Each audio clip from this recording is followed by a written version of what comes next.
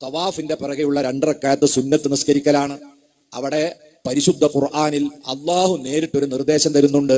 വത്തഖിദൂ മിൻ മഖാമി ഇബ്രാഹീമ മുസല്ലാ, നിങ്ങൾ ഇബ്രാഹിം മഖാം എന്ന കല്ലിന്റെ പരിസരത്ത് നിന്ന് ഒരു നിസ്കാരത്തിന് ഇടം കണ്ടെത്തണേ. എന്താണ് ഈ മഖാം ഇബ്രാഹിം എന്ന്? അത് വേറൊരു കല്ല. ഇബ്രാഹിം നബി അലൈഹി സ്വലാത്തു വസ്സലാം കഅബാലയം നിർമ്മിക്കുമ്പോൾ ഉയരത്തിന് വേണ്ടി കയറി നിന്നിരുന്ന ചെറിയൊരു കല്ല.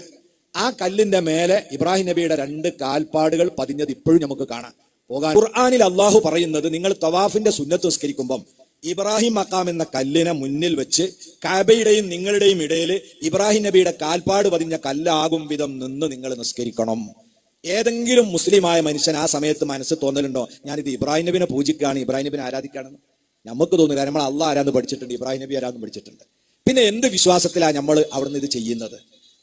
അത് ചെയ്യുന്നത് അള്ളാഹു ആദരിച്ച അവന്റെ ഖലീലായ ഇബ്രാഹിം നബി അലൈഹി സ്വലാത്തു വസ്സലാമിന്റെ പാദം തൊട്ട ഒരു കല്ലിന്റെ ചാരത്ത് വെച്ച് നമ്മൾ ഒരു 2 റക്അത്ത് നിസ്കരിച്ചാൽ അതില്ലാത്തൊരു സ്ഥലത്ത് പോയി നിസ്കരിക്കുന്നതിനേക്കാൾ ഈ നിസ്കാരം ഈ മഹാന്റെ ബർക്കത്ത് കൊണ്ട് അള്ളാഹു പരിഗണിക്കും.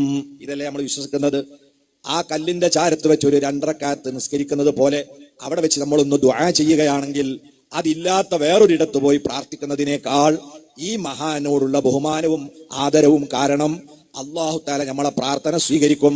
അപ്പൊ മഹാന്മാരിലൂടെ അള്ളാഹു നമുക്ക് തരുന്ന ബർക്കത്ത് എന്ന് പറഞ്ഞത് ഇതാണ്. അത് ആഗ്രഹിക്കുന്നതും കാക്ഷിക്കുന്നതും പ്രതീക്ഷിക്കുന്നതും അവരെ പൂജിക്കലോ ആരാധിക്കലോ ദൈവമാക്കലോ അല്ല, മറിച്ച് അള്ളാഹു അവർക്ക് കൊടുത്ത ആദരവിനെ അംഗീകരിക്കലാണ്. അത് വിശ്വാസത്തിന്റെ ഭാഗമാണ്. മുത്തുനബി പഠിപ്പിച്ചത് വമിനൽ ഈമാനി തഅളീമു മാ അല്ലമല്ലാഹ്, വിശ്വാസത്തിന്റെ അകക്കാമ്പാണ് അള്ളാഹു ആദരിച്ചതിനെ ആദരിക്കുക.